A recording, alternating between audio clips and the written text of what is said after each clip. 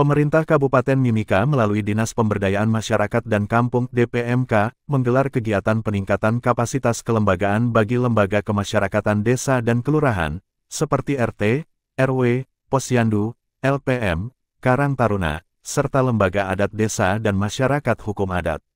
Kegiatan ini berlangsung di Hotel Horizon Diana, Timika, Provinsi Papua Tengah, pada Rabu tanggal 2 Juli tahun 2025. Kegiatan dibuka secara resmi dengan pemukulan tifa oleh Asisten 1 Bidang Pemerintahan dan Kesejahteraan Rakyat Setda Mimika, Ananias Faud, yang turut didampingi oleh Forkopimda, OPD terkait, serta narasumber dari Kementerian Dalam Negeri dan peserta dari berbagai lembaga masyarakat desa dan kelurahan. Dalam sambutannya, Ananias Faud menyampaikan bahwa lembaga kemasyarakatan desa seperti RT, RW, Posyandu, PKK, dan lembaga adat memiliki peran penting dalam membangun fondasi sosial dan ekonomi masyarakat. Ia menegaskan bahwa saat ini Pemkab Mimika tengah menyusun peraturan kepala daerah yang akan menjadi pedoman teknis dalam proses pemilihan pengurus lembaga-lembaga tersebut. Ia menekankan pentingnya efektivitas pembangunan yang mempertimbangkan potensi lokal dan tata ruang yang berkelanjutan, guna menghindari konflik serta dampak lingkungan dari kegiatan industri. Potensi kearifan lokal, menurutnya, harus dimanfaatkan secara terencana dan memberikan nilai tambah ekonomi bagi daerah. Sementara itu, Kepala DPMK Mimika, Abraham Kateyau berharap melalui pelatihan ini, para perangkat desa memahami betul tanggung jawab mereka dan dapat menerapkan ilmu yang diperoleh di kampung masing-masing demi kemajuan daerah. Kelurahan itu ada beberapa unsur di dalam RT, RW, Posyandu, Karang Taruna, dan lain-lain. Bapak Ibu bisa lihat di situ. Selama pemerintahan kita berjalan, RT, RW, PKK, Posyandu, LPM, Karang Taruna, dan lembaga adat desa, ini kita belum mempunyai acuan yang jelas, terutama peraturan kepala daerah yang mengatur secara teknis bagaimana pedoman tata cara pemilihan ketua RT, RW, Posyandu, dan lain sebagainya. Ada kesalahan kaprah yang selama ini kita lakukan. Saya tidak mau. Ada satu hal yang kita salah lakukan hari ini. Bapak Ibu masih ingat tidak? RT diangkat dengan keputusan kepala daerah.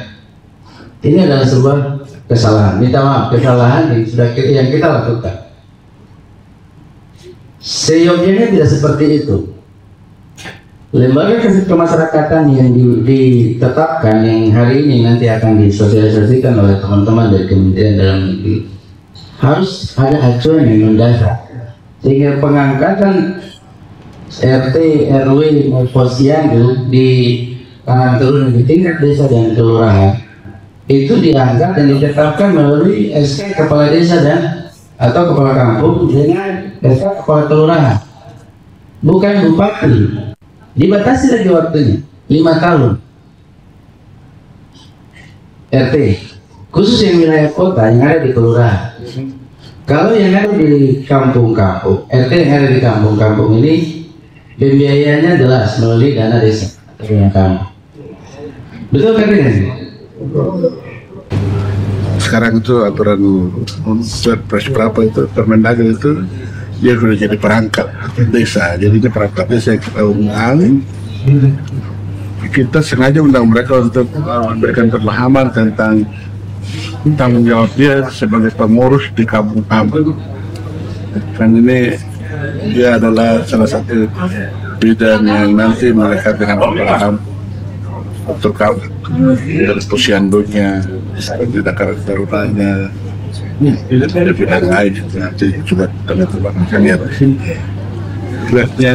Kegiatan ini fungsinya kita buat itu untuk bagaimana kita memberikan pemahaman agar mereka tahu ketika menjadi pengurus di kampung tanggung jawabnya itu seperti apa. Ya, kita berharap Bapak ini bisa mengerti, sehingga turun ke kampung, pulang kampung bisa ya dengan pengalaman yang ada di perusahaan ini, kayaknya dia punya perusahaan ini, dia punya bagaimana cara menyelesaikannya. Itu untuk harus kita lakukan tahun ini. Karena ada persebahagian besar kepala kampung itu masa baktinya itu terakhir Desember. Jadi kami sudah lapor Pak Bupati. Pak Bupati berharap evaluasi dulu. Nanti kita akan kumpul, ada tim yang sementara kita bentuk, nanti mengevaluasi kinerja dan setiap kepala desa. Ketika misalnya kinerjanya baik, berarti yang aturannya sebenarnya dia selesai Desember. Ada aturan baru, ya kita tambah 2 tahun lagi. Nanti ada SK Bupati, dia tambah 2 tahun pengabdiannya sebagai kepala desa. Tetapi kalau kinerjanya tidak mendukung, maka otomatis harus ya berhentikan dan kita akan tunjuk pelaksana tugas kepada kami. Ya nanti sambil 2 tahun baru ada pemilihan secara nasional.